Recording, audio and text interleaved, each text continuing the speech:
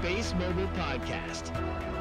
We just basically from their phone be seamless, regardless of where you are. We don't want the user even to know that it's connected by satellite. Listen, the opportunity that we have is very, very, very large.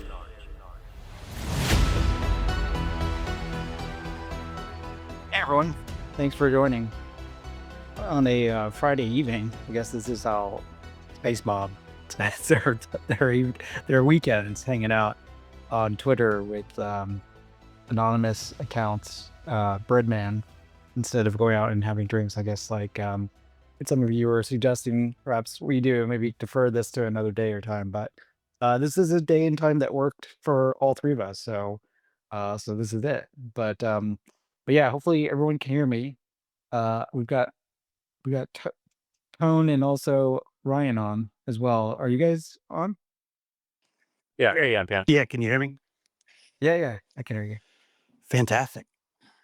Yeah, so yeah, we the three of us figured we would just get together and just have a discussion. Obviously, there's been a lot of things that have been going on, a lot of things to look forward to in regards to AST Space Mobile, and then of course as well, wanted to talk about Ryan's new tome, his big research piece that he put out this week. But yeah, how are you guys doing?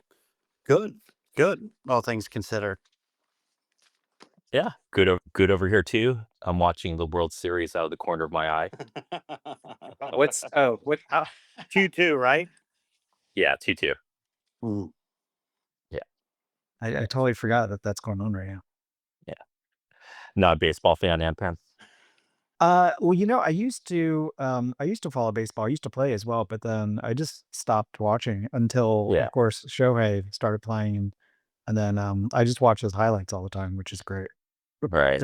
Incredible. As someone that, watched Bo Jackson, growing up, with season tickets to the Royals, he's the only player I think, I think he's even more impressive, that has that crazy magic. It's pretty insane. I never thought we'd see a combination of hitting and pitching, the proverbial Babe Ruth of the 20s in the modern era. So it's certainly fun. Yeah, but thanks for having us on, Yeah. Anpan. Yeah, no, thanks for joining. And yeah, I will say that you guys prompted this discussion or this space, and so I think maybe we'll kind of shift into the meat of it. Yeah, I think for those who haven't had a chance, Ryan did put out his research piece, and I tweeted it up for, I think ASTS Investors has also added it to the library of research. But yeah, maybe we can just start off by discussing the genesis of it. Like, what kind of what made you decide to put together this massive research piece on AST Space Mobile? Well, that's a great question. To the huge annoyance of some of my partners, operationally, who prefer I'd be a little bit less verbose and lengthy. It's I guess high level. It is such a incredible story, and probably of all the kind of great ideas and the attached investment thesis that I have gone through or, kind of discovered over the years. The unique combination of just kind of recoiling from the idea, at least initially, talking about base rates with the success of Leo based constellations in the past, SPACs, an active ATM. I mean, in many ways, it's kind of tailor-made to make most kind of intelligent investors, at least intuitively at the very beginning, kind of puke in their mouth a bit. I know that was somewhat my own reaction when I was first kind of when the idea was broached with me. And just the fact that this kind of odyssey of learning, over the last year and a half has that element of it, I think, is kind of remarkable in what, it's easy to see the optics as one way, but as you kind of peel the onion back, To say it is so much more than that, really doesn't do it justice. So there was the fact that it's an idea that was kind of easy to dismiss or hate, kind of reflexively. And then the second element is just uh, kind of the majesty of the business model. The inherent economic leverage that the partnerships with the M&Os drive to the business, and the kind of tech enabled scalability of it, and how that kind of fits in so many ways with as someone that's been studying kind of great businesses for 25 years. And Toan has talked about this in the past, very eloquently, but it is in so many ways, kind of a representative example of everything I've learned in this business over the years, to appreciate, kind of with a veiled cover that, you just got to, as Twan said in his letter, you just kind of got to squint a little bit to kind of see it. But, when you look a little bit closer and you do the work, the dots connect. And then I guess, in terms of like the practical ability to kind of talk about a name that is so easy, at least, optically, to dismiss, that has a very kind of technologically complex angle to the thesis, and, so much kind of foundational work that kind of needs to be done kind of ahead of time to, see clearly.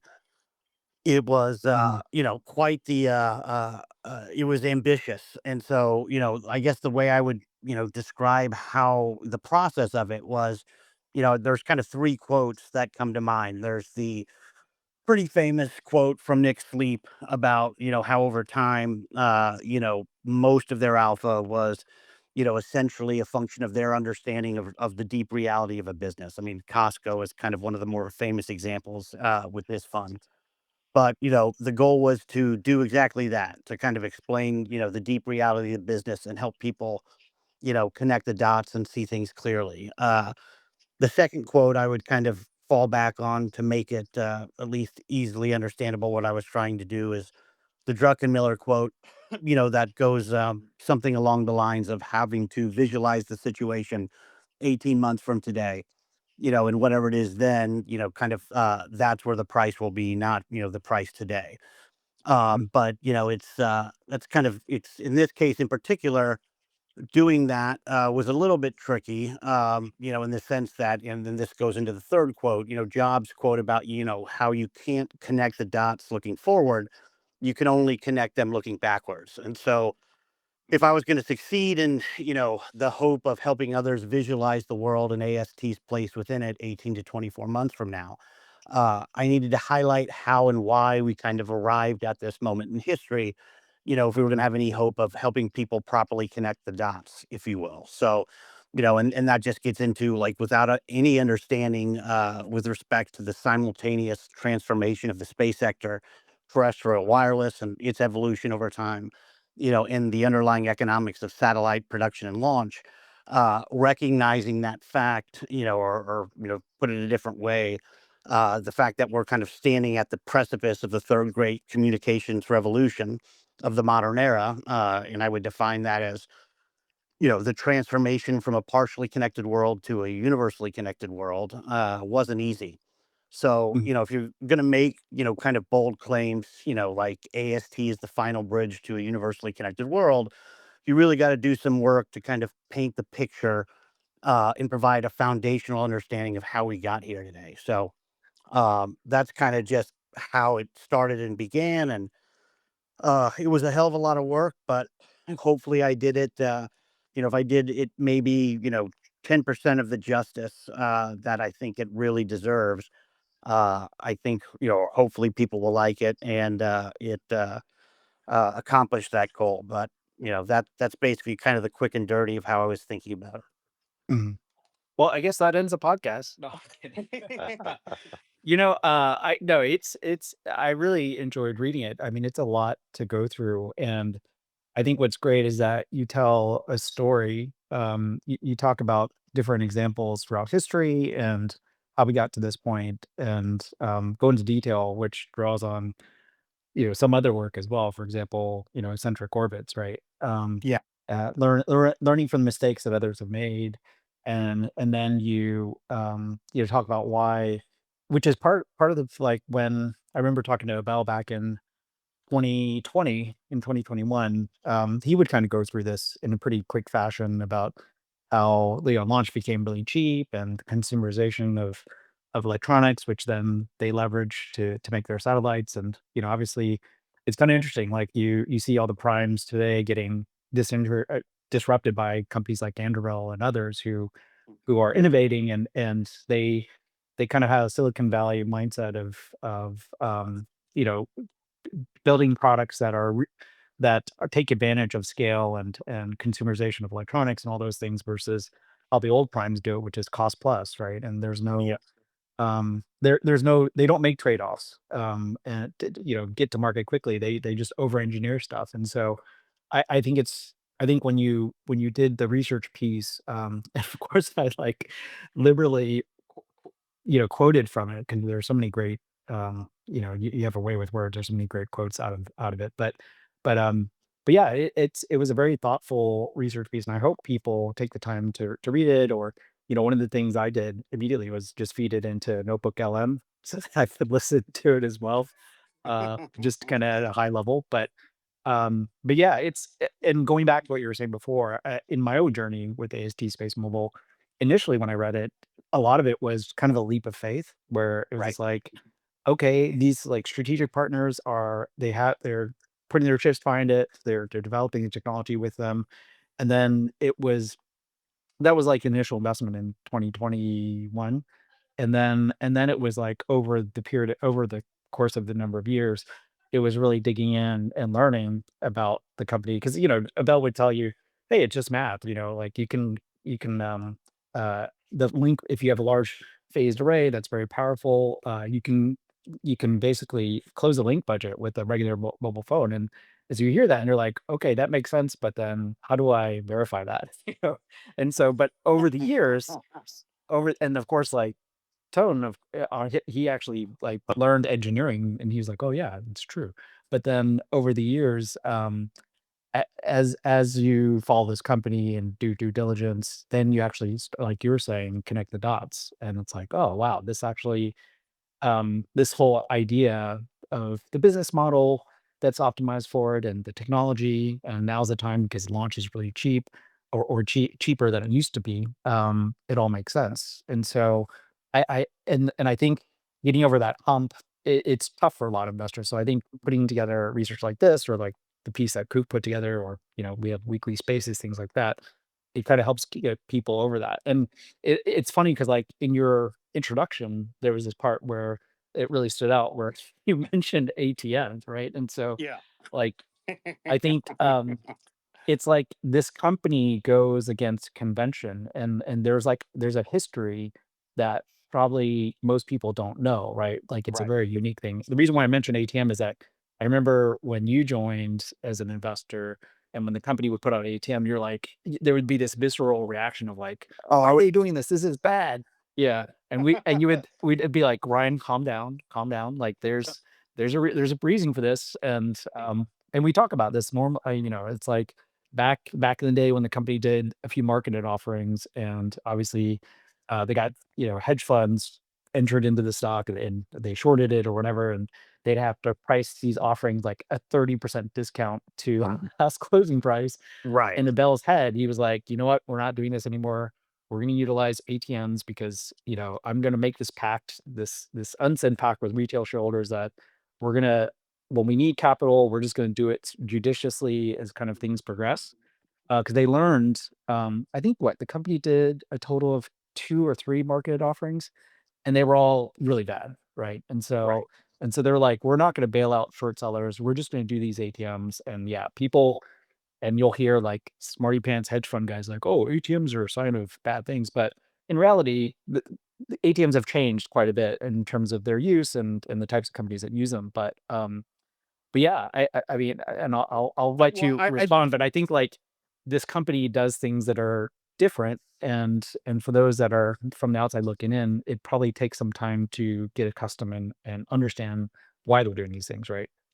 100%. I mean, that is, uh, the kind of the underlying impetus was basically to tell that story where, we can go down the line and look at all of these things that, in general or maybe on average imply one thing. And AST in just this kind of magnificent way kind of flips conventional knowledge, opinion on its head, right on down the line in so many different ways. So it was essential to kind of create a document for the people out there that, really like to fire hose information like I do, that someone could sit down and read in a single sitting, even if it is a bit lengthy for a single sitting, and get what I would, call a completed picture. So, I'll give you an example. When I dive into a company and I'm new to it, a lot of people will think through, or they'll read, 5 years worth of annual reports, and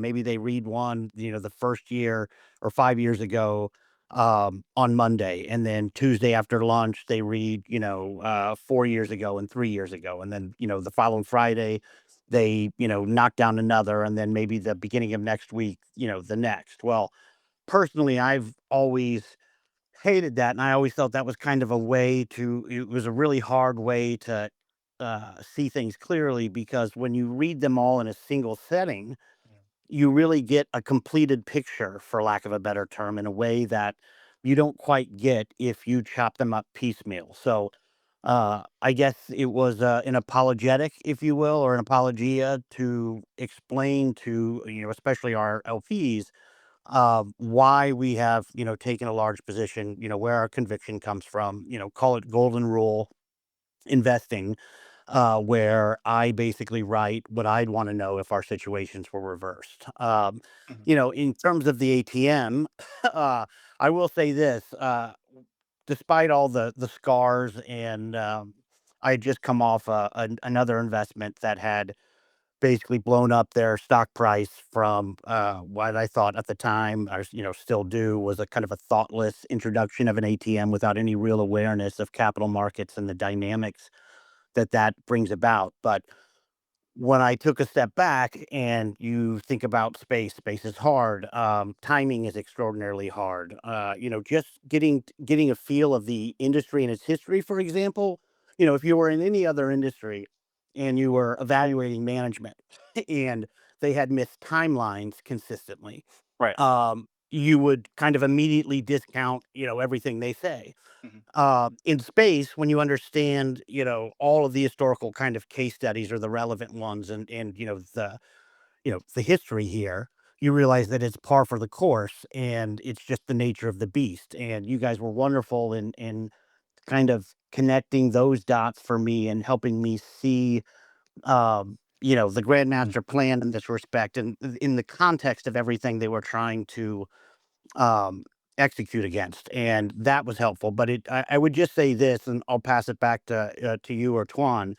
When you have a CEO that eats his own cooking, that doesn't have any, bullshit RSUs or performance comp type things, that truly is aligned in every fundamental way, and is being kind of diluted alongside you, quote unquote, it makes it a lot easier to kind of calm down and, think through uh, the issue intelligently. Mm.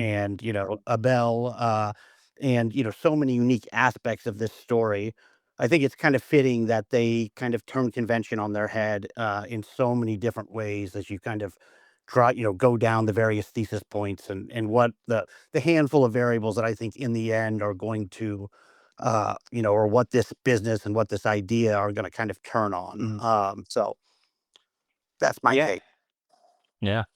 I think Ryan, you touch on an important point, and this is maybe something we haven't talked about so much in the Space Mob, but about company culture. I Yes. think at least for me, like trying to understand culture and its effects was probably one of the last things I learned as an investor. Hmm. And maybe it takes like the longest to learn, right? Because you have to look at a lot of companies, see a lot of cultures, and see the effect that it has over time. And I don't know who said it, but I thought this was a fantastic way to put it. Like if you're invested in a company for 1 year, 2 years, 3 years, culture does not matter. Like Right. you're worried about like more near term things. If you want to be invested in a company for a decade, culture is the only thing that matters Amen. because that's gonna what will really drive the company's performance and the share price performance over a decade. So I think we're very fortunate here in that you can't think of a better company culture, I think, for the tasks they have at hand. Abel, clearly is the right kind of crazy. And despite all the timeline slips and this and that and soon trademark, just think of what this company has accomplished, right? It's What great. this is yeah, what this company has accomplished in 8 years. It boggles my mind. It just reminds me of when, back in, was it 2013, 2014, when the Model S came out Hmm. for Tesla, Yep. that just blew my mind too. I was like, "Oh my god." Having worked in, kind of largest companies with a few thousand people and understanding how bureaucratic things can get, that, they were able to produce a brand new car from scratch in, what was it, 5 years? Yep. And, look what AST has accomplished. We're about to launch a 90 satellite constellation that will provide 5G broadband anywhere in the world within, a span of a decade. That still blows my mind. So, For any readers yeah. out there that haven't read Eccentric Orbits, if you want to know uh, the what they were up against, and also appreciate kind of so many of the elegant choices in terms of the business model, and how Abel and team have kind of danced around or turned things that destroyed other companies rather quickly to their advantage. It's marvelous, what they've done. What not only what they've accomplished, but the odds. What were the odds? I mean, there's the regulatory hurdles. There's just Yeah. simply the time. There's the fact that most of the other Leo based bankruptcies all kind of boil down to the fact that one, they weren't vertically integrated, so they would put out for parts, and they couldn't even really begin to get going until they had all their parts, and so you have different timelines on the supply chain, and even worse than that, you have to put all this money up front and build the constellation before you see day one of revenue. And that has been a hurdle that almost basically no one, with the exception of Starlink, has been able to kind of work through. And Starlink's ability to do so was largely, I mean, there's a lot of kind of factors that come into this, but their ability to help with NASA and the ISS. But you look at, if you understand SpaceX's historical fact pattern, you understand the industry's fact pattern, you understand how SpaceX was able to break the mold, and you really get an idea for what it takes realistically to kind of do it again. And in this case, take it to the next level and really transform the world as far as human connectivity is concerned. And it's just been amazing to watch. And one point on that Tuan mentions about the right type of crazy. I mean, that most people would kind of look at one way, where at least, I saw it differently. It's like there was that, I don't know if it was a Glassdoor post, but it was going around where some guy had recently left, and it was something to the extent of, um, hey, the technology is fascinating. A bunch of really brilliant people work here, but I can't stand the CEO because he's always looking over my shoulder, sleeping on the floor, yada yada yada. And I'm ripping my shirt off, going crazy, jumping up and down, Okay. yelling. Yeah. you know, That's good. where most people are like, I'd rather get shot in the head than work for a guy like this. But if you're going to shape the future, and truly make a dent in the universe, to use another, Jobs quote, that's simply what it takes. It's the Yeah. right type of crazy. You can go back and you can look at Jobs, you can look at Gates, you can look at Bezos. If you had a historical fact pattern that would describe all of the great entrepreneurs and execs that I would put in the category of the right type of crazy. You're going to see the same similarities, the same general lens in which they operate and view the world again and again. And I think it fits beautifully with AST. Yeah. Yeah. So I think at this point, based on what Abel and AST has accomplished, they have my implicit trust. Yes. They come out with a $800 million ATM. I'm like, sure. You know, I'm Right, sure you have good reason. right. You want to do $1 billion convertible? I'm Let's sure you have ride. fantastic reason, Bell. Yeah, Yeah. let's do it. So I think, and that's a great part about having a company culture and a founder that you can implicitly trust. You're not reading page 235 of the debenture, but trying to figure out like what's going on anymore. You're like, yeah, okay, Yeah. I'm sure you want to go launch some satellites. Fantastic, let's do this. So if once you look in enough companies and you see cultures, you're able to recognize a special one. And I think, for everyone in the space mob, you really should appreciate how special Abel is and the culture that flows from him throughout the company. Yep. It's exactly the right kind of culture you need to, hopefully one day build like $1 trillion market cap business. Amen. And Yeah. Yeah. to that point, I'll just toss in two observations that as a outside passive minority investor that not only speaks powerfully to Tuan's point and about culture, but is another way in which you can kind of keep the pulse on the business and its operational evolution being approximately the same as what you believe it to be, is their ability to attract world class talent.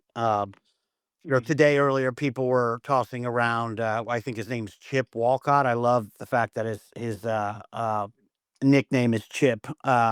But tremendous experience in radar and missile defense programs, and that obviously I think bodes very, very well for winning future programs of record and all that stuff. But you can just go down the line historically. I mean, one of the more recent high profile departures from AT&T was I think it's J.R. Wilson, if I remember correctly. But he leaves AT&T after 20 years. Where I think he was like most recently vice president of towers and roaming and in building commercial strategy, and eventually became chief of networks and spectrum at AST. And so, I could walk down that list, but here you have this, very successful executive, um, who has decided to make the switch, which highlights, not only I think growing industry faith and AST's potential, but it signals that the company is succeeding in creating an environment where top telecom talent is willing to stake the reputation and career on the outcome here. Yeah. And then you dive into what he did in the past at AT&T, and T, and so it tells you, Wilson can execute complex network integration between satellite and terrestrial systems. He can forge new commercial and roaming partnerships with global operators.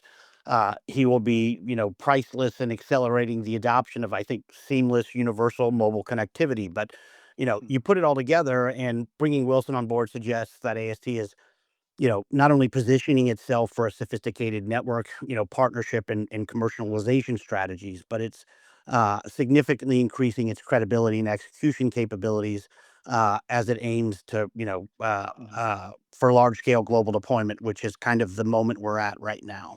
Yeah.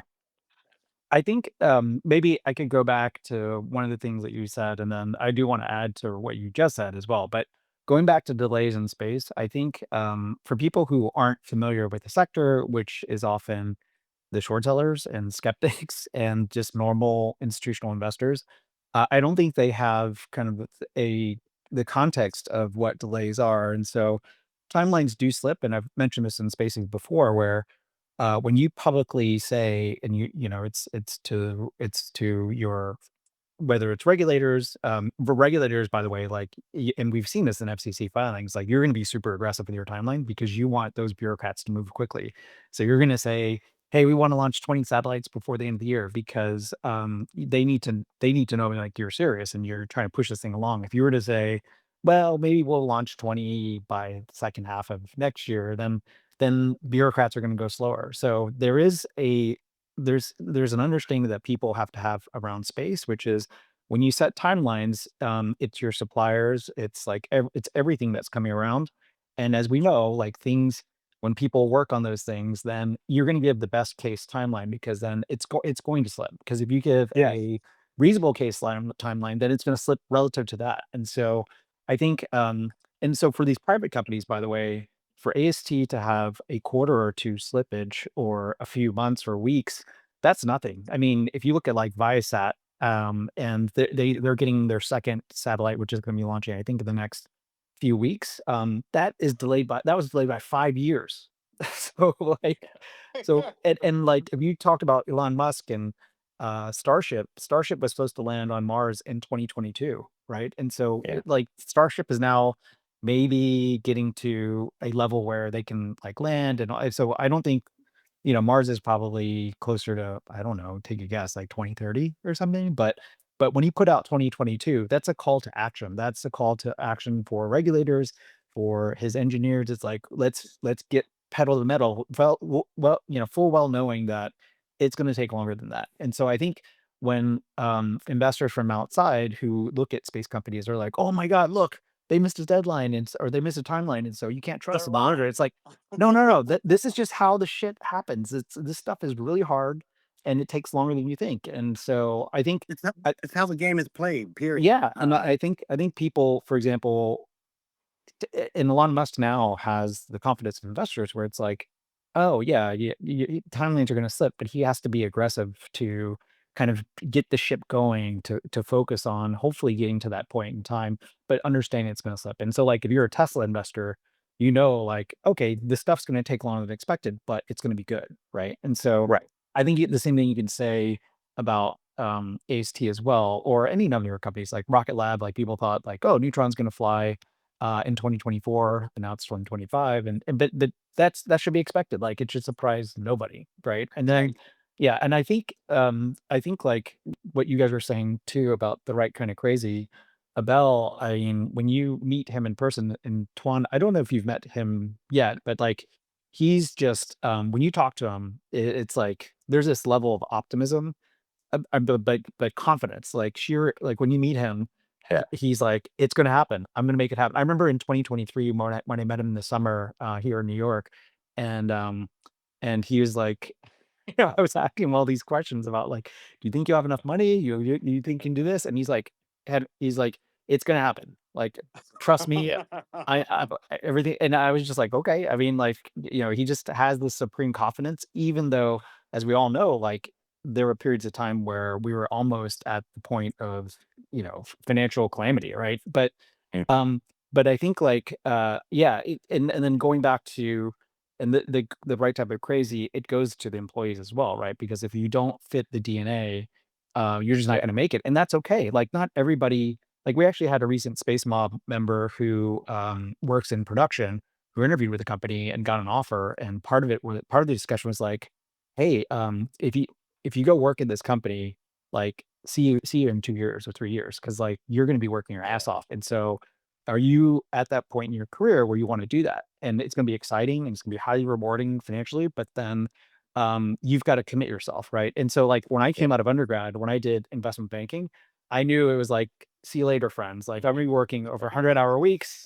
It's going to be my life for the next 2 to 3 years. And during that period of my life, I like don't know popular culture. I never watched shows. I didn't listen to music or anything because I was always at the office. But that's what I committed to, and I got a lot out of it. And I think that's what, you know, the people at AC Space Mobile, that you have to be that kind of crazy, right? And that Yeah. that also exists at SpaceX. It exists at Rocket Lab, any number of companies.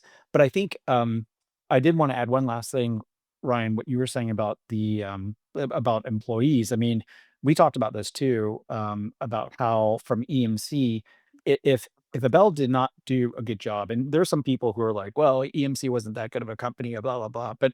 But the proof in the was in the pudding, right? Where when he left and he started HT Space Mobile, all the prior executives followed him. They're all like, Yeah. hey, you're gonna start a new company. I want to work with you because I had such a great experience with you, and I believe in what you're doing, and you're doing something really crazy, but I believe in you. So go do it. And so like Yeah. Chris Ivory came over, Yep. Michael Pollock, Tom Severson, who was the CFO, who then eventually had to retire because he was getting up there in age.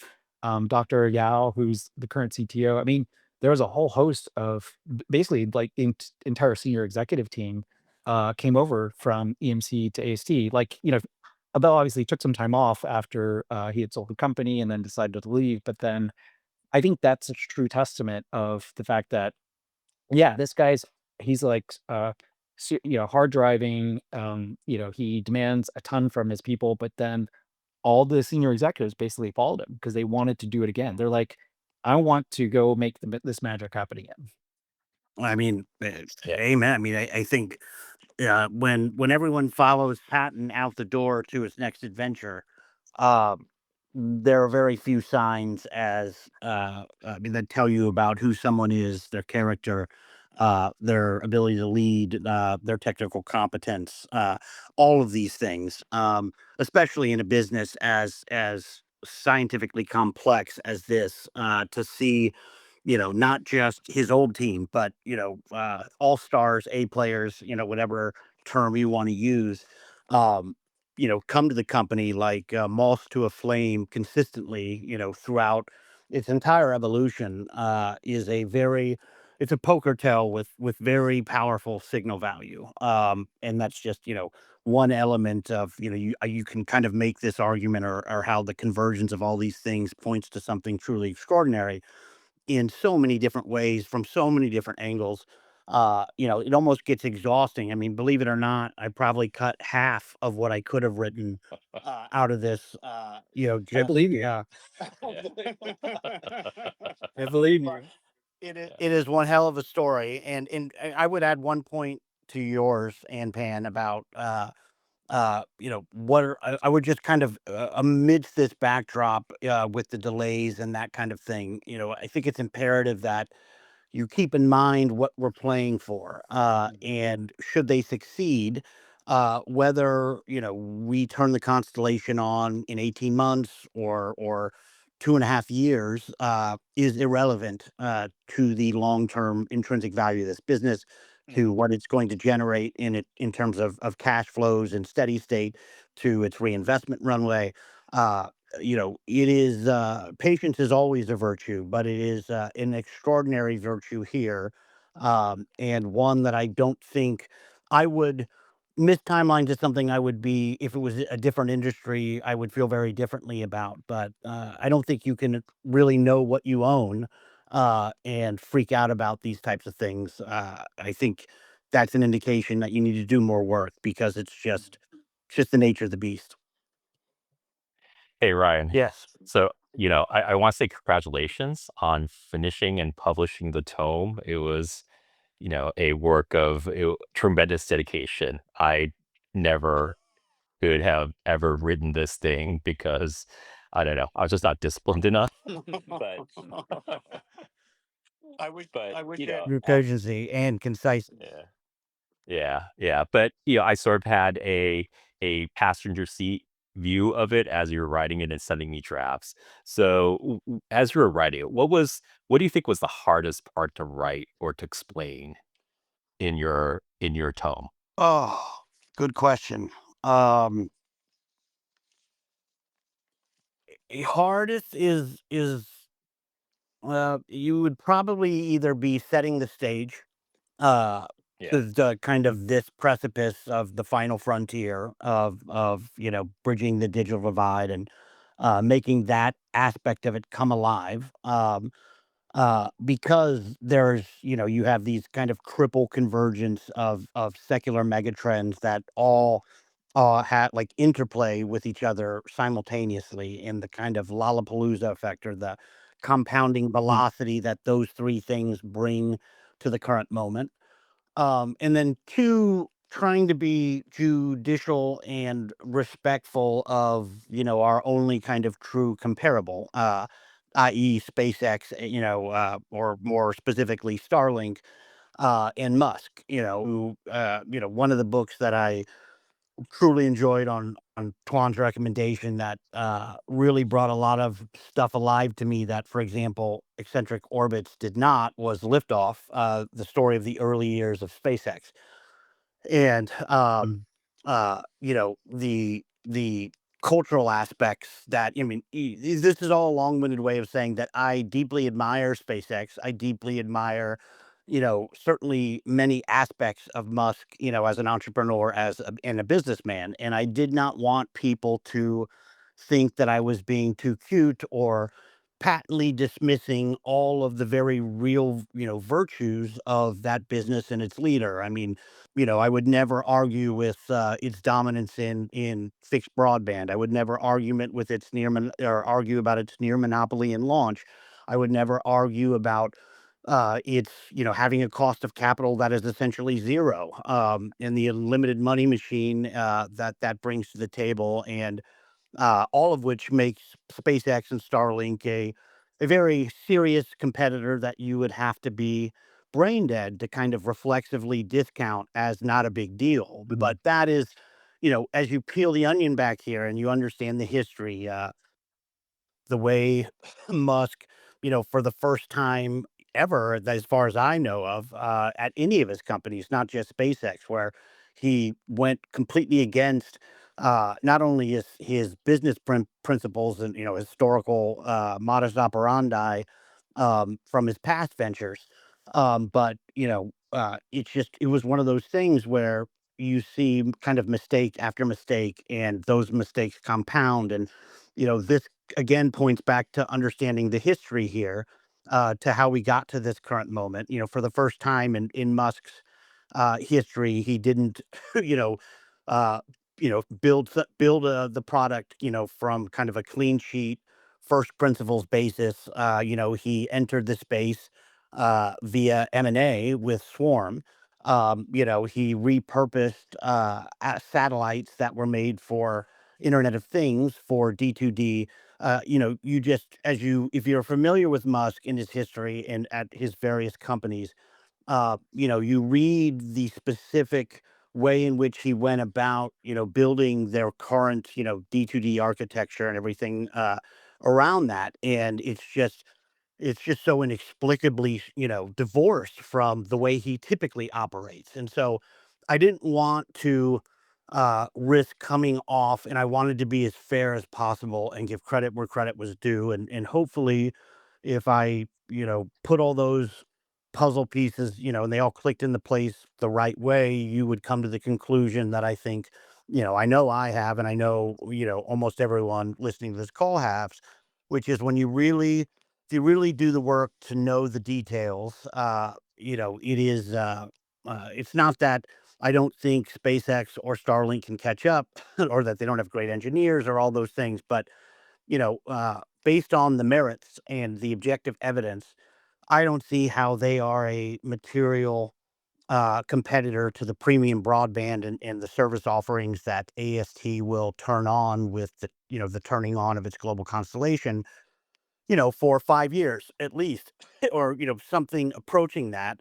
And when you understand all of the first mover advantages and how they all kind of snowball into these reinforcing network effects, yeah, I think that's an important piece of kind of seeing this clearly. But, I just don't know how they um, catch up or provide a comparable product before the game is over.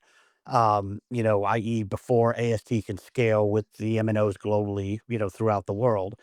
And that's a really important aspect, I think, to get comfortable with the idea, its current valuation, and its future, which I continue to maintain that anything sub $100 billion for this business is kind of asininely stupid. This is the definite. I mean, this is arguably the best business, at least intrinsically, I've ever studied at scale. The question is, can it get to scale?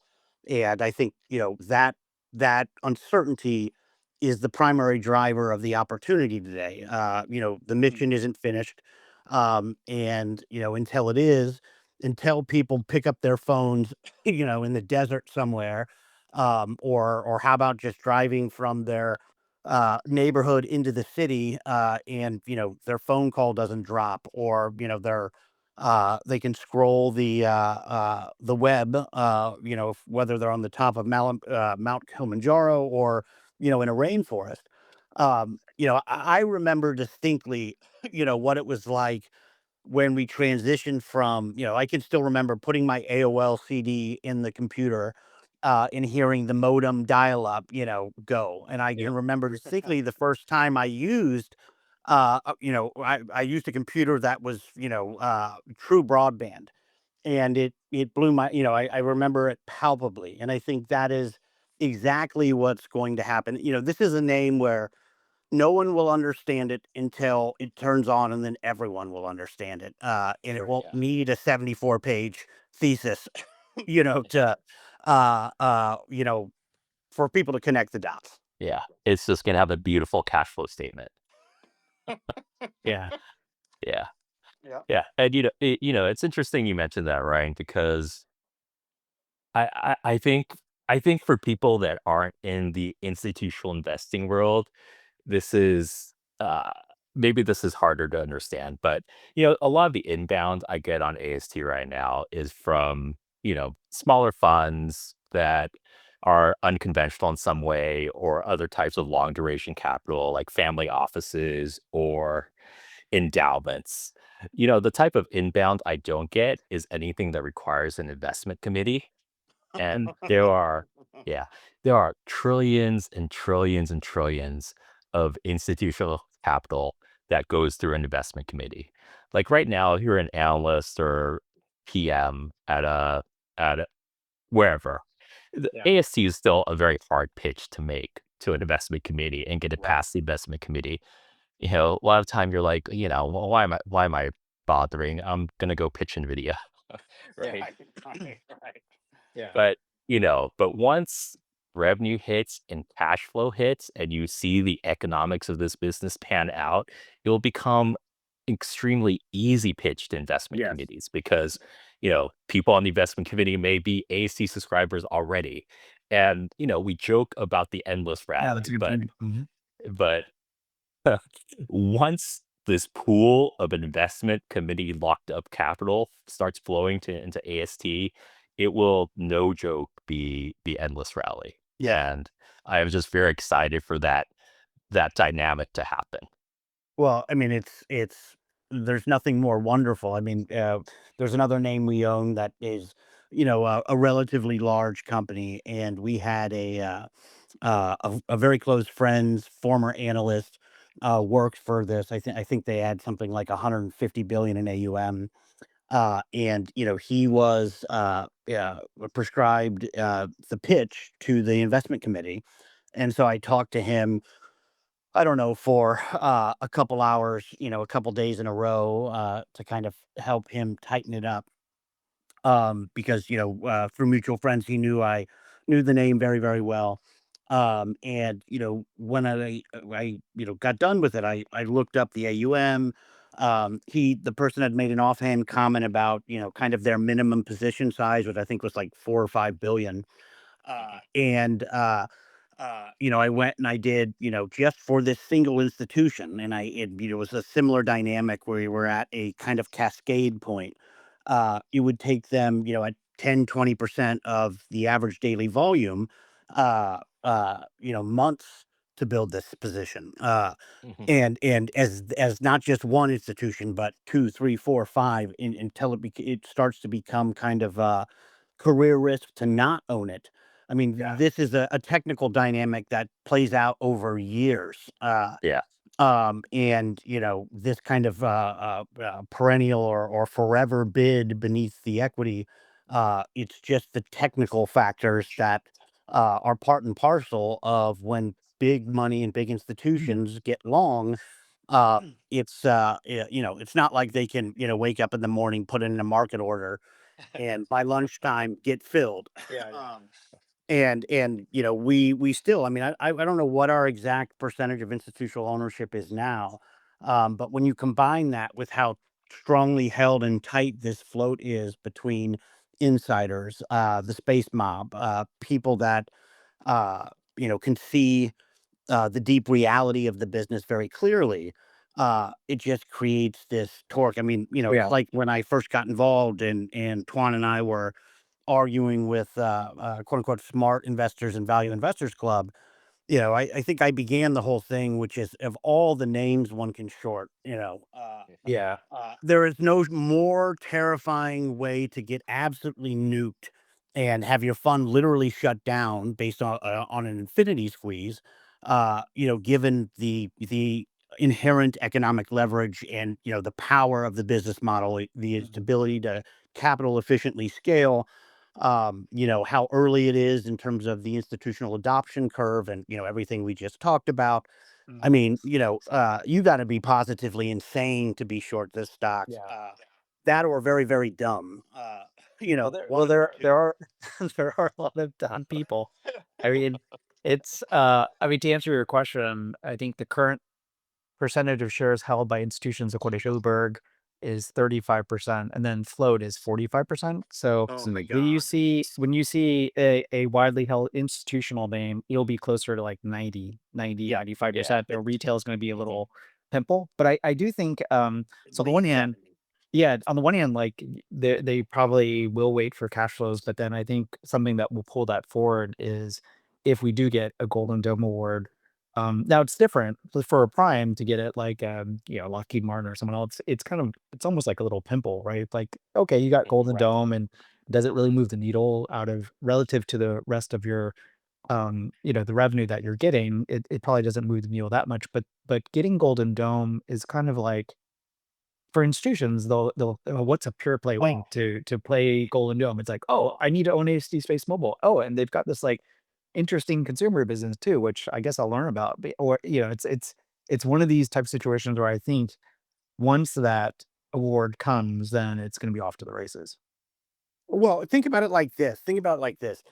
There are two ways in public markets, or two themes, I'd say broadly, Mhm. where gaining public equity exposure is essentially non-existent, but yet they are, in terms of kind of tailwinds and thematically, the most powerful themes in the markets today, at least XAI.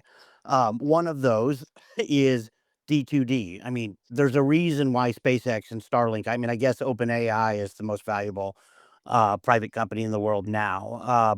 But so the second most valuable company in the world, or private company in the world, and the fact that the second most valuable private company in the world, 75% of its intrinsic value is due to Starlink. AST's only true comparable and not available in public markets. If you want a pure play to DTD, there is no better name for the consumer broadband business than AST. At the same time, and this is what just really blows my head off, the ability to find direct pure play exposure to Golden Dome is also kind of equally as elusive. I mean, you have Palantir and you have one or two ways you can play this, but generally speaking, in order to get exposure, you have to buy, Northrop or Boeing, Yeah, all of these old prime defense a bunch of contractors other that stuff that comes along with that. yeah. Yes, and so you don't really have kind of concentrated exposure to the U.S. defense pivot that is taking place right now, and I think will be a decade-long plus transition, as I kind of outline in the piece. And so, you have a day coming. I don't know if it's 6 months or 12 months. I mean, the market usually starts to really discount the future, typically like 9 to 12 months ahead of time, where people are going to wake up to the fact that AST is basically a one of the scarcity, the scarcity of being able to find a publicly traded pure play to not just Golden Dome and the secular mega trend, and hundreds of billions that are going to be put to work towards that effort over the next decade, but to D2D, which as is kind of the point of the larger thesis, will bridge the digital divide and connect the unconnected permanently. And those two factors, the fact that they're not appreciated or really kind of widely understood yet. Once the institutions buy in, I think you're going to see kind of a simultaneous kind of grand awakening Mhm. to the themes and its scarcity markets as a way to get exposure to that, Yeah. and that should be quite exciting. You know what's going to be funny in whether it's in a month, few months time or quarters. I mean, not to throw shade at you or Toan, but it'll be funny to see in some of the larger hedge funds, whether it's like Dan Loeb or I don't know, you pick Ackman, any number, like to see in their quarterly letters, like, oh, we started this investment in this company called AST Space Mobile, and basically they will lift everything that we've talked about. They will write about it in there and talk about how it's game changing. This company is going to be the largest wireless carrier in the world by subscribers, and like it's got dual purpose use for consumer, but also for military applications. It'll just be like mind blowing. I think for any number of retail investors who are listening to this, who were there early to be invested in the company when it was as little as what 700 million in market cap. I mean, today we're at 25, 26 billion. I mean, that's pretty crazy, right? Like, Yeah. and the fact that we all know Scott Wisniewski and Beth Avalon, and people. I mean, God bless him. Like during the rough times, people were asking for both of their heads. It was like an Right. insane time. But now they are the vision it's come through, and they are. I mean, I mentioned that today when I talked about the space, but if you listen to Iridium's conference call, it was like a funeral. It was insane. It was like, I mean, those We've known they guys, were dead for years. we've known they were dead for years, and they were in denial, and they're like, you know what, we're gonna raise more debt and buy back more stock and grow our dividend, and we're gonna have a capex holiday. We all, by the way, for AST Space Mobile investors, one of our jokes is like, hey, we have a capex holiday. Like, it's like that European. What was that? That meme was like European holiday. But anyway, but I think like today for Iridium, they stopped their share buyback because they specifically said we need to start spending on our future. And it's like, hey Sherlock, like you should have did that 5, 10 years ago when you were laughing about direct to device, and you're basically paying Tim Farrar to go spread FUD about AST Space Mole, which by the way, like no one listens to that shithead anymore because he's been wrong the entire way. But I think What's the conference that he's putting on with like the who's who of the dead men walking? yeah, I it's like laughed out loud when yeah. I saw the the It's like conference representative. Iridium, Global Star, Bicep. It was like Battle of the Bastards. It's it was pretty bad. But I mean, yeah. to this point, even outside of all of the dead men walking in the satellite space per se, I mean, the amount of global market cap external to just to them that is going to get blown up. And there's a lot of, I mean, this is one of those ideas where it's not just about the optionality and the opportunity, Mhm. long the space, the name, you dive deeply enough into this story, and you realize, even on the short side, it is like a gift from heaven because, the second this thing turns on, there's probably, a $500 million worth of, publicly traded market caps that should pretty much go to zero overnight.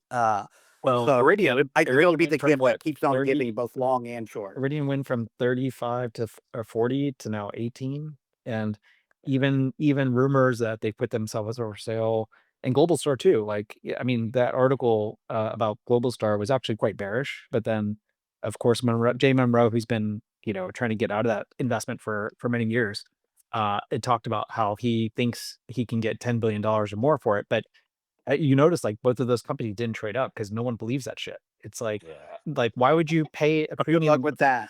Yeah, why would you pay a premium for these companies? Like let them get into financial distress and pick them up for pennies on the dollar. Like if there was Like real, Gatto. if investors were, if they truly believe that, you'd see these companies trade up 20, 30% on those types of rumors. But truly, like for Iridium's conference call, it was like a funeral. It was like a funeral. It was pretty. I mean, I encourage everybody to read the transcript or listen to it. And another interesting thing is that, and this is truly like just kind of a construct of the industry. Like no one you don't talk about AST Space Mobile. Never mention them, right? Because like Yeah. in the information article, which by the way, like I think Tim Farrar anchored and kind of created that article. Yeah. there's no mention of like Steve Space Mobile between this whole Starlink and Apple saga or whatever and Global Star, but it's like, hey, you're kind of missing the elephant in the room, which I think is purposeful, right? And then in Iridium's Yep. conference call today, Matt Desch did say yesterday he did say, hey, some companies that don't have revenue, like we're not being treated like that. Well, yeah, you're not being treated because you're a has been. Like there's no opportunity for you. But then it's funny because, like, all the analysts, I kept asking him, they were like, "Well, are you gonna put the company up for sale? Or if you partner with people, who would be your order of strategic partners that you would like to work with? Would it be SpaceX? Would it be Amazon?" But no one's mentioning AST Space Mobile, which is kind of funny. But And they even can't. I Yeah, they think can't.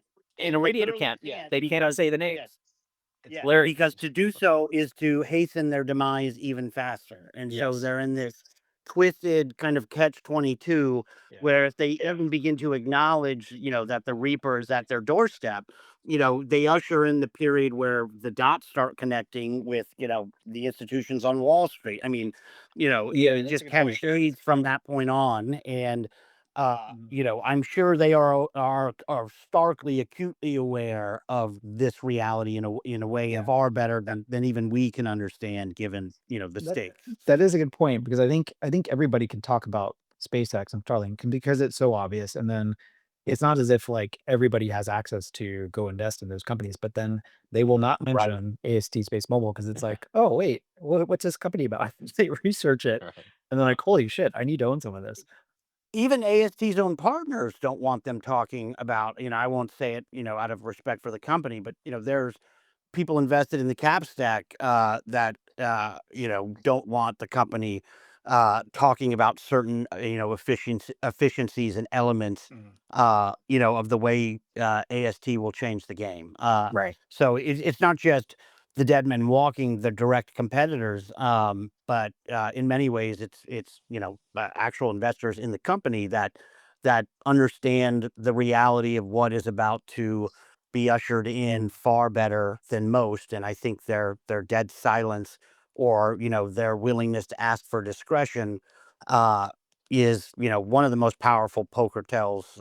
If you can read between the lines, I think it tells you a Mhm. lot about the state of play today. And you bring up a good point. I think people there are some nuances to this, and I think people should understand when it comes to AT&T and T and Verizon, and they're talking about this partnership in particular. Um, they are going to walk a very fine line. They're going to be balanced out, right? Like on the one hand, AST Space Mobile, it's their partner. They want to work with the company and foster it. But then, and they need a counterweight to Starlink, right? But then also, there probably is some fear that at some point the balance between their relationship with AST and then themselves, like they don't want to create something that becomes too big, right? And so I think, and you've seen John Stanky talk about it a little bit like this, where he says, "Hey, we want many players and we want competition," which is true. Like all these guys want options, right? You don't want to be tied to just one company, and then all of a sudden they become so powerful where you don't have an ability. It's like when your child becomes stronger than you, and and the times that you could spank them with no repercussion. It's like, oh my gosh, they can now beat me up. So I think people shouldn't freak out when that happens because it's in the interest of. And remember, these are our strategic partners, but then also, there are negotiations. Like in 5 years, we have to renegotiate, the agreements, and so there's a balance, right? And so I think as we kind of go along this journey, when you do hear some of these things from whether it's a Verizon or AT&T, and T, and they're like, we want other people out there. By the way, like you can want other people out there, but then once the networks are integrated and you have seamless handover, it does not make sense to have two None. UTD from yours No. because Right. then your phone goes haywire, consumers are confused, and the service becomes shit because then it's like, well, which system takes priority and all this other stuff, and so Well, to, there's a to practicality hit of on it. Yeah. Yeah, to hit on what you're saying, it is the abstract benefit of other options that they are speaking to, Yeah. not the realistic desire to have more than one. Why would you add an inferior player? I mean, we could kind of walk down, we can deduce from the facts a lot of kind of self-evident elements of the moat. But at the same time, they also don't want to be kind of bent over with a gun to their head with no negotiating leverage. So again, this is just one of those ideas where developing real context and understanding is everything. I see this with, we've had a large investment in Nintendo for, going on 6 plus years. And, if you're not fluent in Nintendo speak, it's quite easy to freak out or to misconstrue, what in fact they are saying. And, being able to sit in a position of understanding, where you understand the culture, you understand their message, their messaging, how they think is a tremendous advantage, to not getting shaken out by, again, a lot of things that if this was kind of a normal situation, you would be right to fear or freak out and re-underwrite, the position. I don't know where I Yeah, was going, but yeah, I, I yeah. One. sorry, go ahead. Oh, yeah. I'm going to switch topics because one thing that we learned today that I hopefully will be true is that Indian Prime Minister Modi will announce our launch date for BB6. Mm. I thought that That's pretty that will badass. be right. If that happens, that's going to be amazing to see. Yep. Uh, well, I mean, when you think about, I mean, that one thing that I hate that I wasn't able to adequately cover, and all the members of the space mob will kind of intuitively understand. I wanted to focus on the low hanging fruit, the deals already in place.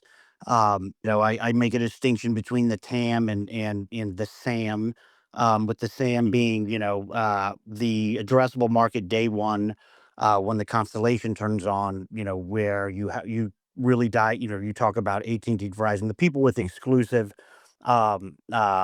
DA signed, um, but India, Yeah. this as a proof of concept and proof point for other countries that have the geographic issues. There are so many elements of proving out, the case study that is India, and the cascade that success there will unlock, in other places throughout Southeast Asia or Africa, from one standpoint, or Canada. We just recently had the Bell news, but one stat that people don't realize is, what is it, the dispersion of people throughout Canada, and the population density there is, almost as bad as India.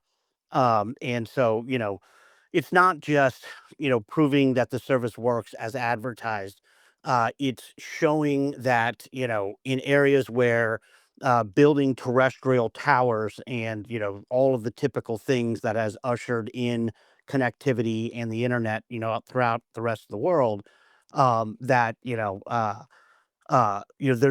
one of the big insights that I focused on in the piece, or at least tried to, is how the physics and economics of terrestrial networks basically create a permanent coverage gap that only satellite solutions can bridge. I mean, even in theory. So, a different way to say it is, bridging the digital divide is essentially structurally impossible without non-terrestrial solutions like ASTs.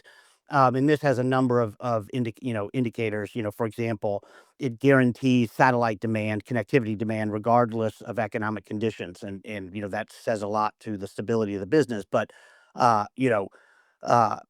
what India will prove has tremendous implications for the reinvestment runway, and how all that will play out as Abel goes about connecting the unconnected, and delivering on his mission. And I wish I could have had spent more time there, but there are tremendous implications with this as a test market, and it doesn't surprise, being familiar with all those implications, it doesn't surprise me at all that Mara is wants to announce it. I think he would be dumb not to, if my understanding is correct. So, it's not at all surprising. Yeah, I know we've all had our issues with ISRO and sort of their, their public statements that they made and possibly extended timelines. But, once I heard that, PM Modi might be announcing the launch date, I thought, wow, this is actually, hats off to Bell and Scott for seeing strategically how this could play out. Yeah. This could be very much worth it because, I think it's going to be a huge profile raising event Mhm. for AST in India. And, I feel like, the Indians are very active on social media. And so you're going to get a lot of, retweets, postings and all that. Yep. So I think Isn't India it's a good profile raising. Yes, and isn't technically India the largest wireless, mobile market in the world? Yeah, One point either 1.2 Yeah. billion either the largest smartphone or subscribers. it's probably or second to China. One of those two is the top. I mean, I'm not exactly sure, but Yeah. I do Yeah. think India might be by subscribers, Yeah. but China might be by value. I do Right. think geopolitically it's critical too, and for the U.S. Administration, the Trump administration, it's going to be important because I think I believe India banned Huawei, ZT, and all those guys since 2020, but then India is always kind of a player that's gonna it could either go towards Russia or it goes towards the West. I mean, they kind of pick and Mhm. choose their battles, and so I think having them on sides for our constellation, but then also for Starlink as well, is really critical for geopolitics. Because you wouldn't want India to then adopt, some of the Chinese solutions that are the two constellations that are going to be competing with Starlink and AST Space Mobile. So Yep. I think politically this is a huge deal. It's probably something that we don't fully appreciate or comprehend, and it's probably worth every single dollar that was spent on that Antonov to send it over, to send the satellite over Yeah. there, and to pay full freight, or you know what, they probably got a decent discount on the LVM-3 rocket Mhm. because this is a marquee event for. I mean, it's putting aside like it's not a government customer, but a true U.S. commercial customer to put Mhm. an important the first block, first of its design. It's going to go up on that rocket. It's going to be a huge source of pride for India, and they should be. Yeah. Yeah. I mean, they already punch above their weight in space as is. That's It just fits, from every angle. I mean, and when you think about the poor and uh, uh, the growth and permanent growth and the benefit to the end people that will be ushered in from AST, basically turning on connectivity and, I mean, it will be transformational in ways that it's the type of carrot that, a politician would dream to be able to dangle towards another country to bring them to their side permanently from a geopolitical perspective. I mean, it's hard to imagine a more powerful one. And so again, the shoe fits with the larger fact pattern. Hey, Ryan, Yeah. have you gotten any feedback on your piece? So yes, one of the nice things about kind of putting yourself out there, and originally, we hadn't planned on getting it. The idea was that we would release it to our LPs, and then we would release it in sections to non LPs over time. Well, it got out into the wild, and so it is what it is. it was on Sunwire, right? Yeah, right. Which, by the way, I hadn't heard that name in 20 years. I think it got distributed on Napster. Yeah, right. The whole ball of wax. Yeah, all right. Oh my God. But so we've gotten a tremendous amount of kind of inbound feedback, but from an investor, from my seat as the PM, one element that is nice about having your work kind of distributed far and wide is, there's a million people out there that want to pull your pants down and poke holes in your thesis and point out any of its errors or flaws. And as an investor, this is one of the most valuable things, this kind of feedback loop that you can have, not only to building, maintaining, and kind of reinforcing your conviction. But just to make sure, you're seeing what you think you see. And so, one of the elements that I was hoping would come of it, and let's give it time, but that someone would find a flaw, or kind of pick apart some element of our reasoning. I make mistakes all the time. It wouldn't be the craziest thing in the world. But much like our Nintendo work in years past, we haven't. It's actually quite shocking how weak the bear case is, or how poorly thought through, or kind of just out of their depth, the people that have been skeptical of the name. And so this is the having a long form piece out there. Then, like, okay, well, point out the false premises, tell me why, and let's work through it. So far, almost every person that I've actually discussed the issue with that was skeptical of a prior bear is no longer skeptical. And if they don't own this stock, they're considering it. And of all the things that I look at as a reflection on whether we've done good work, that type of thing, when you have kind of deep skeptics that are very smart, um, and that don't necessarily suffer fools, trying to take the chainsaw out and coming away with nothing. I mean, that's just something that I think everyone at Crossroads is extraordinarily proud of, and that is part of our goal. So you put your work in the world, out in the world, in this case, inadvertently, but it um, has the effect of either exposing some hole in one's logic, or the opposite effect, reinforcing everything that and thus far we haven't gotten any valid, I think, negative feedback from kind of the broad picture we paint in the actual piece. But let's give it time. But that's another reason why I had to write it, is because we agonize over these details. As much as the piece is written in a I don't know, not a triumphalistic, but I try and write how I genuinely feel based on deserved conviction. I've always been bothered by people that will find something really unique and special.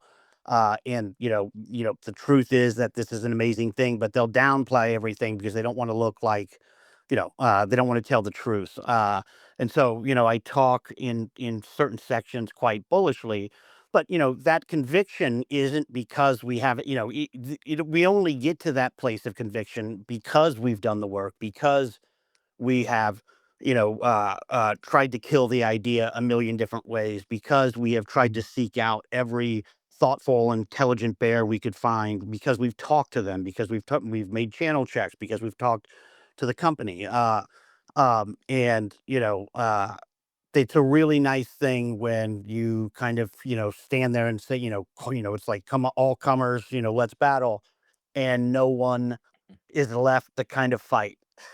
Um, Yeah. and that's kind of how it feels right now. But there's still a lot of wood to chop here. I'm not one to celebrate early, but I think we're still in the second inning of a story that, as you put it the other day, Tuan, this is a name with kind of embedded operating leverage, and a total addressable market at scale that is so large. I think it's beyond the creative imaginations of most people, because the only way you can see it clearly is by getting deep in the weeds, understanding the business model, how it will, how revenue will scale, how, operating margins will scale, what the business should look like in terms of the unit economics and steady state. You got to do a fair amount of work to see it. But I think, much like one, kind of inverted a different way. I don't want to be the chump that found Walmart in 1976 and sold it after a double. I don't want to be the chump that found Microsoft in 1986 and sold it after a triple, or Google in 2003 after the first double. Has it done well recently? Absolutely.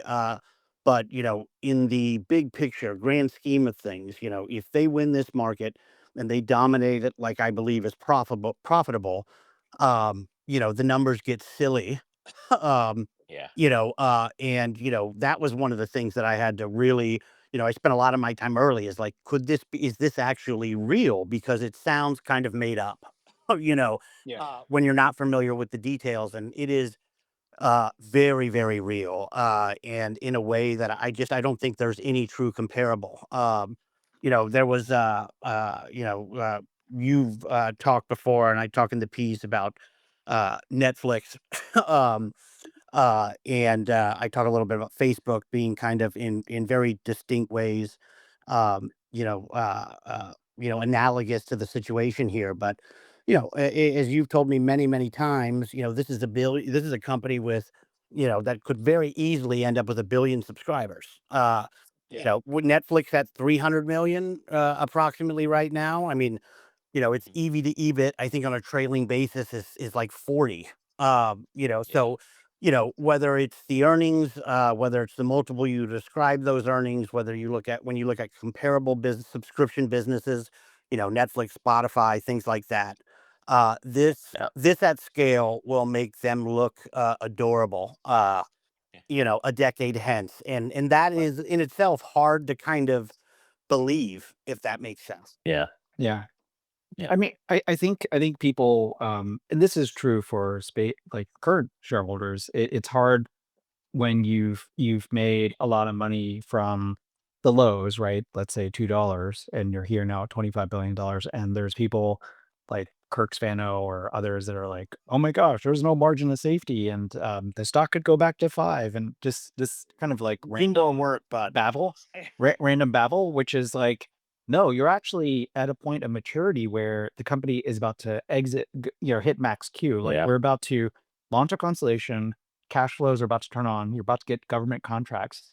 And so this is when the institutions are like, oh, I can own this. And they buy. Yeah. this is when And you then press the position, despite this it is being when yeah, this is when you press, and then this is when you own the compounder, the multi-year compounder Yeah. there. If they can grow cash flows by 50, 60, 70, 80% a year, you're Yeah. gonna get a multi bagger. And this is when you want to hold on for dear life. I mean, this is like, I remember when I was in banking, and I remember working on Google IPO, and like people were like, "Oh my gosh, it's worth," at the time, I think, when the stock was like at $75, this is like long time ago, and thought there it was trading at like maybe 10 times EBITDA. And we're Yeah. like, "Oh, it's really expensive."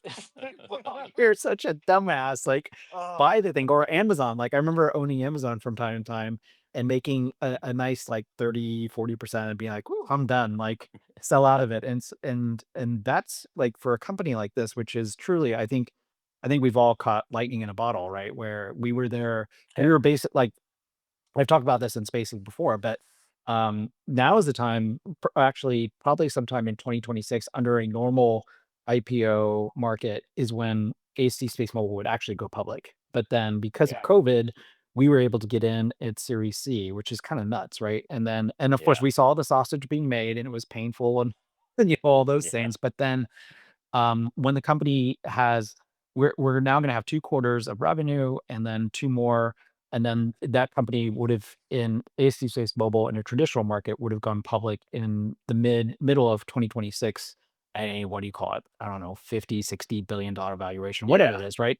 But now we're at that point of exit where and when they price an IPO at a 60, it's going to trade to 100, right? right. So but Just we getting own it. started.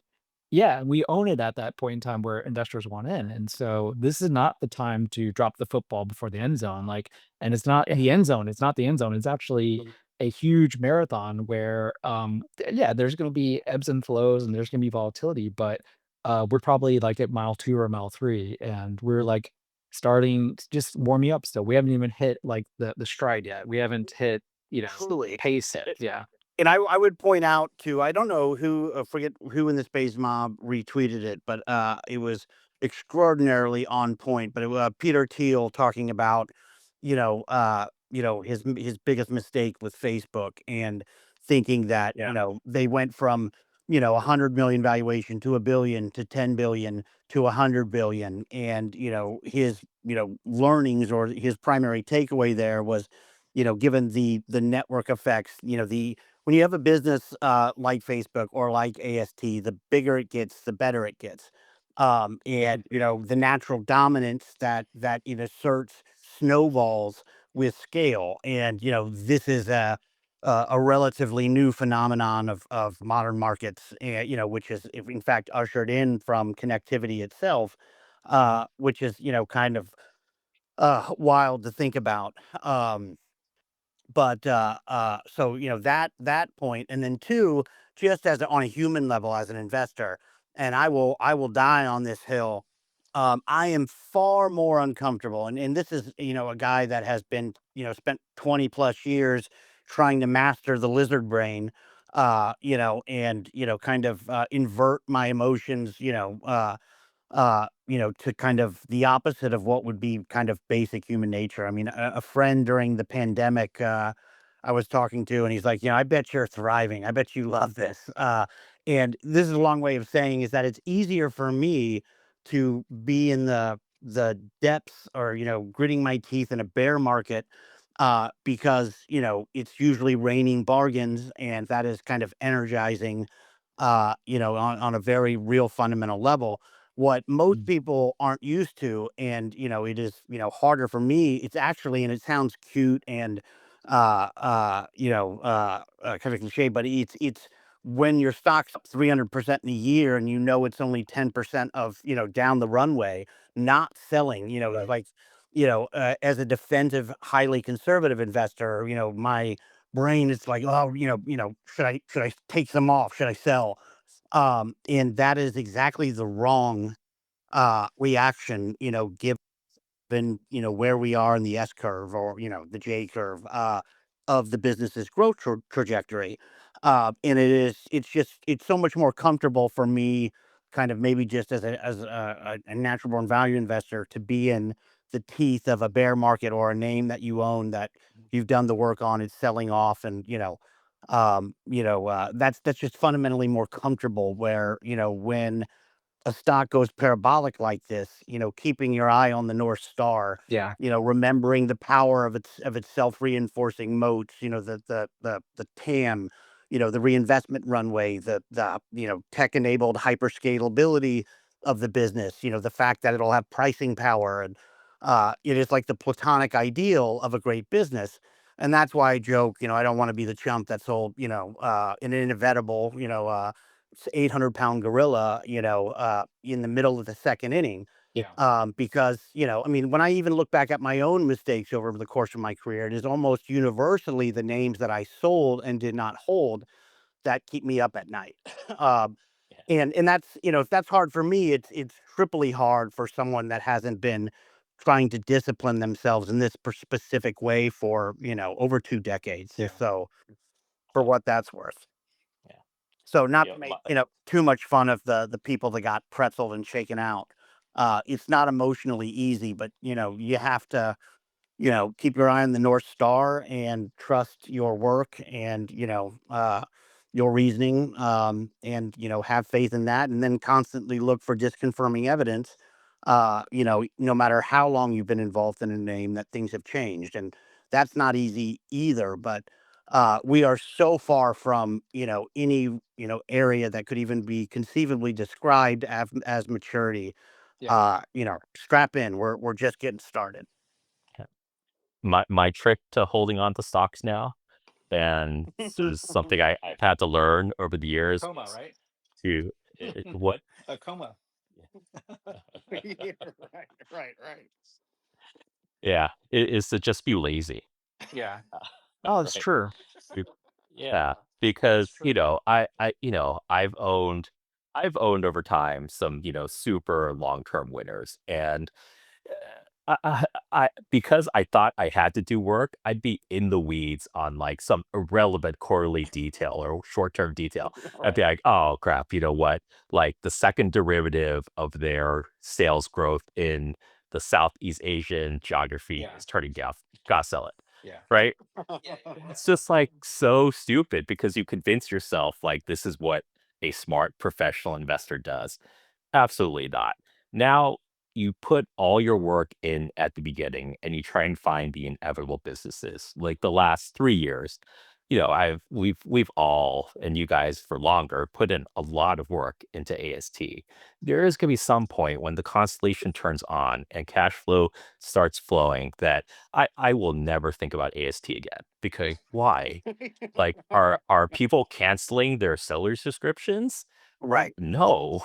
There's just gonna be no reason to think about this stock, and all you have to do is sit on your hands, don't be stupid, and let this thing compound to billion subscribers. Well, and to reinforce Twan's point is so like, we've talked in some of these podcasts of, Twan was very early to, saw Tesla very clearly at a point in time when it was very, very difficult to certainly as a value investor to kind of hold, stick to one's convictions.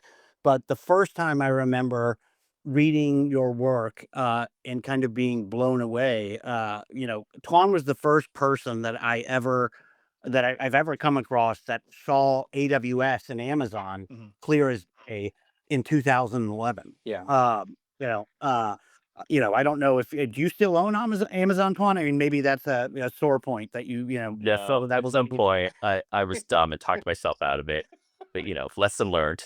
right, right. And I got about 20 of those. Right. But Yeah, I do think yeah, there is, and this goes to there is a point of not over trading things and overthinking things, because I think there was a point in time where some of us in space, in the investor community, got a sense that that this satellite was going to be delayed, and that there were going to be some bumps along the road, and I think we started getting some sense of it, I think back in April or May. Yeah. And if you overthought it, you'd be like, "Oh, well, you know what? I'm gonna," and actually, sorry, it actually became more prevalent, that idea, in May. And so Yeah. the hedge fund guy would be like, "Shit, we need to sell it and then get short because this is gonna be market moving news and all this other stuff." Whereas it's not really taking a step back and seeing the bigger picture, which is, we talk about this word often now. It's inevitability, right? Like, Yeah. okay, so it's off by a month or 2 months or 3 months. Like, it's inevitable. Like, it doesn't really matter. And so those guys, and we saw it in spades where not only do those hedge funds, probably they got the same kind of sense as we did. Not only did they perhaps sell if they were long, but they went heavy short in May. Yeah. Right. You guys remember that in June, the Yeah. unidirectional movement of just, it was straight up for what, 20 days, 18 days, and Yeah. what got the only two extended, companies? I think there were two companies. Tuan told me this at least that had been up like 22 or 23 days in a row, and the other two were like Amazon and Net. Like two trillion, Facebook $1 trillion companies. Which is good company to be in as far as kind of meaningless short-term data sets are concerned. But yeah. like to sum all this, what we're talking about here, and I think it's unsurprising that the great Charlie Munger, I think, said it best. But the older I get, I like to think with experience and the wisdom accrued, the more this simple comment kind of hits me in my face with the kind of the profound nature of its wisdom. But when Munger said something along the lines, the hardest thing to do in investing, in intelligent investing, is developing the conviction to hold. And that is, it's like so many of the kind of cliched Buffettisms. They seem kind of cliche and corny and obvious when you're younger, and with time and experience and it just, you read them and see them they hit very different, with time and experience. And I think this is exactly the case with so many people. They're trying to arb, near term. They either want to prevent volatility, or they're trying to think through 6 months to a year ahead of time and trying to be too cute by dancing in and out of it. It's like you talk. It's like even if most investors found the next Warren Buffett, most of them would probably leave after the first, tripling of their investment under the idea that, oh, there's no way that this guy can continue. I'll withdraw. And when he's in the feet, the part of a bear market, maybe I'll reinvest. The idea, if you're lucky enough to find an inevitable early in its growth curve, Yeah. the absolute worst thing you can possibly do is try and be cute by dancing in and out of the name, Yeah. with just deeply misguided and sometimes tragic, consequences. Well, Yeah. that's when the stock re-rated multiple times, there were people along the way who they were grateful to make 20-30%. I'm going to sell and I'm going to buy back lower, and LOL. perhaps like this, the stock did go lower, and then of course you have there's this gut reaction that people have when they see something down and they're like, oh, I was right, and you know what, I'm not going to buy it. I'll wait until it goes even lower. They Yeah. have that mentality, but there were so many people who sold out and then they just never got back in, or they were smart and they were like, you know what, I was wrong and I'm going to buy back higher, and they did, and it turned out quite well for them. And Yeah. I think a big takeaway, and this is a journey that everybody's learning. I mean, no two investments are alike, and there's some level of pattern recognition, but then this particular company, there's been nothing like it before, right? And Right. so I think, to what you guys are saying, when you have something this special, obviously you've got to manage your risk, and if it becomes 100% of your net worth, then maybe you Yeah, shouldn't and do things well, because SPV and drag, basically. yeah, yeah. But then, and perhaps it'll become 200-300% of your wealth because it's growing, and you'll make multiple of your current net wealth. But I think the important thing, as you say, is to recognize what you have and where we are about to go, and do nothing. Yeah. Just sit on it. Yeah. Just sit on it, and which is tough, right? Because I think there we're kind of in this time where people want dopamine hits and they want to move things around, and to some extent, like I have some trades and other things because I want to stay active, but then AST is kind of at a point where we're at there could be some things here and there that we may get wrong, or the company has a hiccup or here, but it over the long run, it really doesn't matter. And Right. so Yeah. just trust. If you trust management, then just hold your shares and just you hold on for dear life, and just let it, like we say, trust the process and just let it play out, because it's inevitable. Like it's the constellation going to go up.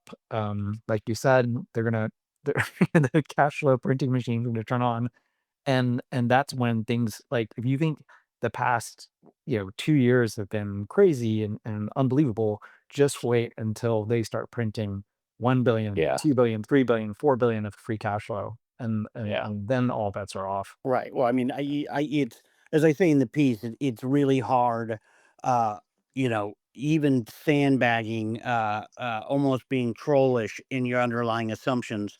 How you get sub 5-6 billion in EBIT on this business, and when I mean conservative, I mean I really mean conservative, and I won't, go through all of the layers.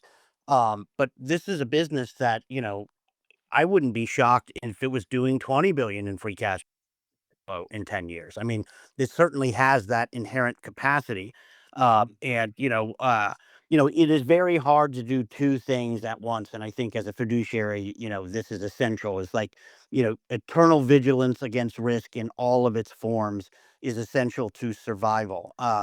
And so you have to do something, two things at the same time that is very hard, which is, to stay, you know, uh, uh, on the lookout, skeptical for, ways in which you can be wrong, where the story can subtly change, but also detached enough that you don't get, you keep your eye on your North Star, and you have some sense of where you are in the journey. Because if you don't do both of those things, you know, uh, bad things can happen, and it's a very difficult thing. Like most big capital T truths, they're simple to understand, but not easy to actually live out. It's it's not easy to develop the conviction to hold and to remain appropriately skeptical, the entire way. I mean, personally, I have a lot of very smart friends that I have kind of accumulated over the years, and I use them as a sounding board. Trying to poke holes constantly. I always want to know where I'm wrong. I want other people that are informed and have some level of operating and domain expertise to constantly critique. How we're seeing things, but with a name like this, at least at this point in the diligence journey, it's getting easier and easier, as Twan alludes to take your hand off the wheel, if you will, and just kind of go the Zen man on the mountaintop side of things, where you can just you can kind of make that golden mean between the extremes hold for the center. Well, I think part of it is also recognizing the signposts along the way and momentum. Like Yes. if you were if you were an early, I mean, we were in the trenches like in 2020 and 2021 where Tim Farrar was saying, spreading all kinds of FUD that it wasn't going to work. And back then, it was hard not it was hard to not pay attention and disregard whatever you were Right. saying. Right. Even Agonizing, right, probably. because of the early stage of the company and the fact that, they had one test satellite up, but then they didn't have Blue Walker 3, which is more of a full scale satellite. But then as where we are today, you have short sellers and people still fighting. But then it's like, okay, well, it's much easier because, Verizon. It's your funeral. Yeah, it's like Verizon signed the definitive commercial agreement, what, 2 weeks ago, a week ago? So they validated everything up to here, and then you've got some fudders saying, "Well, the technology, who knows?" That they or, like, committed, right? They did 1 test haul, it's not gonna scale. This is the satellites on mountainside, right? They did 1 test haul, it's not gonna scale, and it's I like your laughing.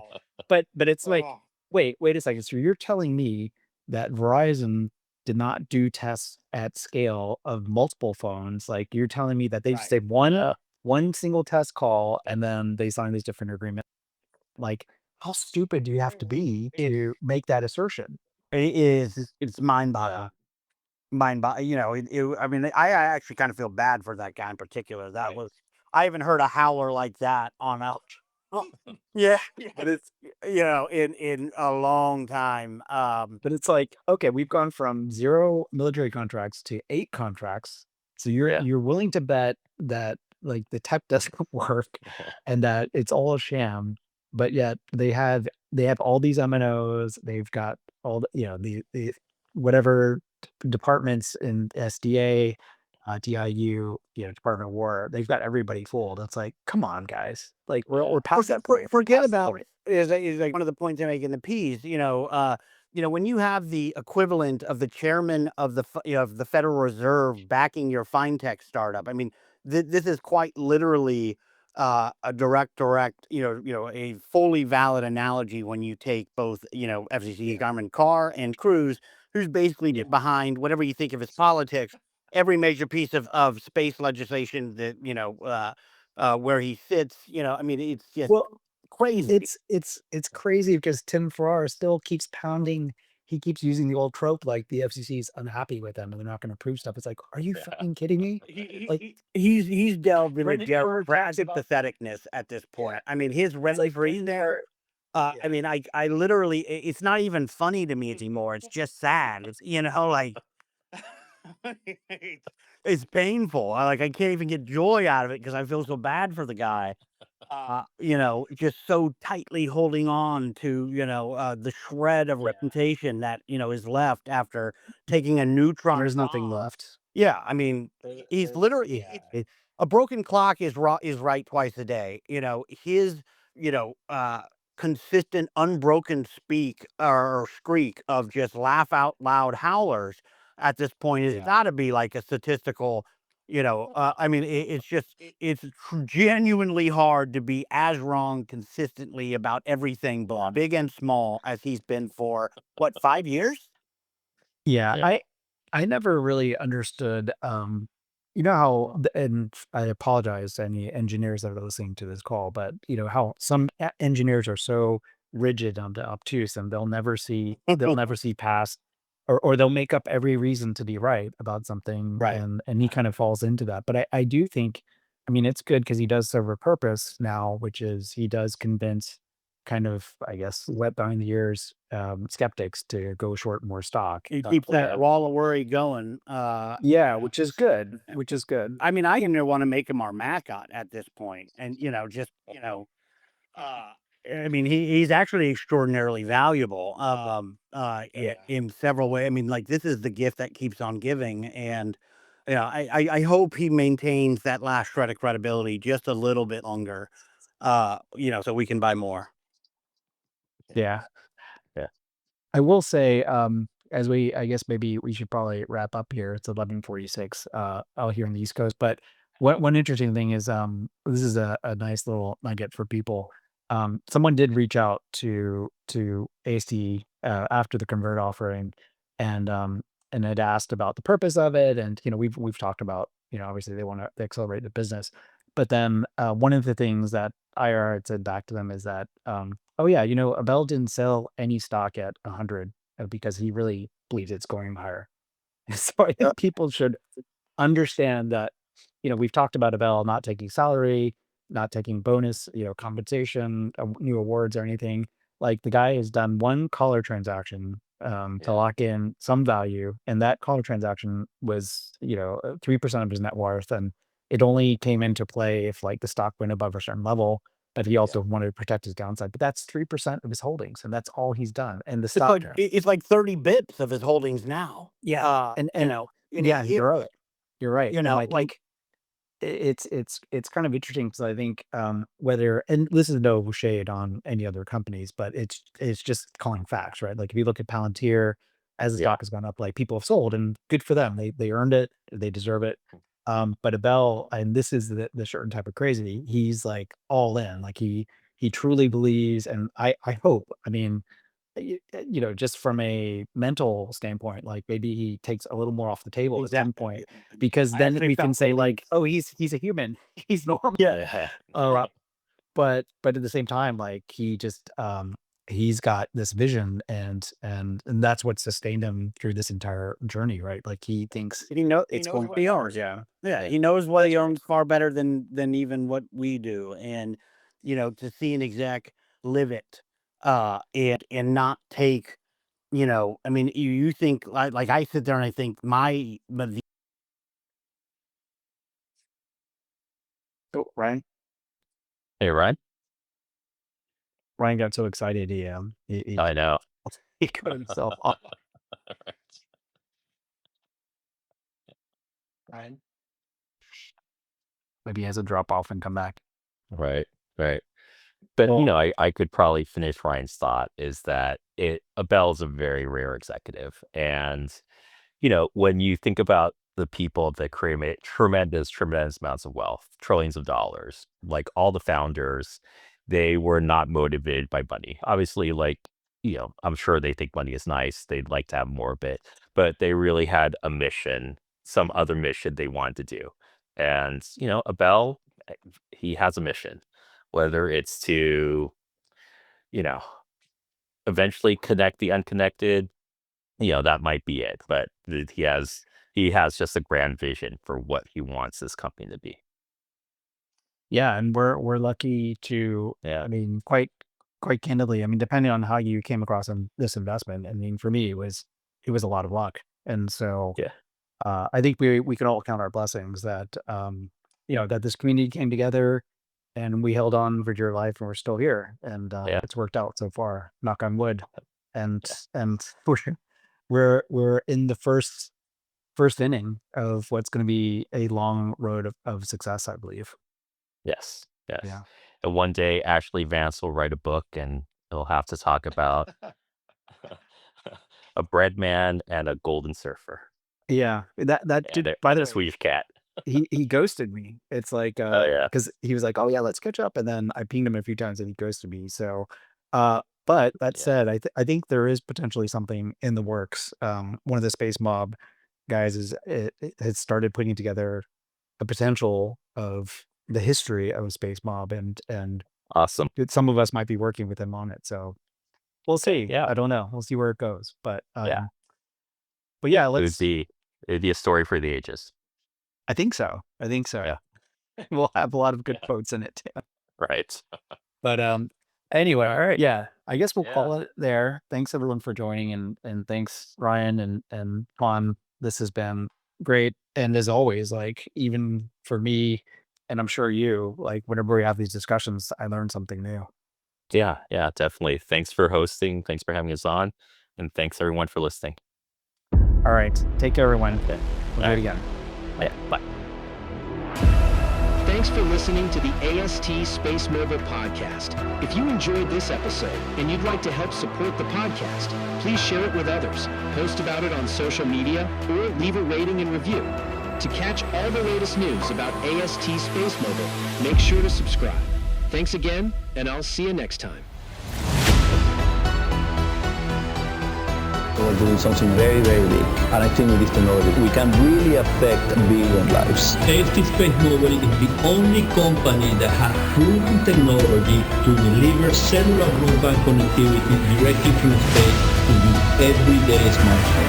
People will just basically turn their phone and be seamless, regardless of where you are. We don't want the user even to know that it's connected by satellite. Our role is to bring this into reality, always in partnership with the MNOs.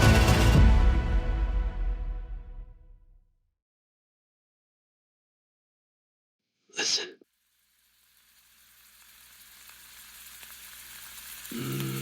Waffles.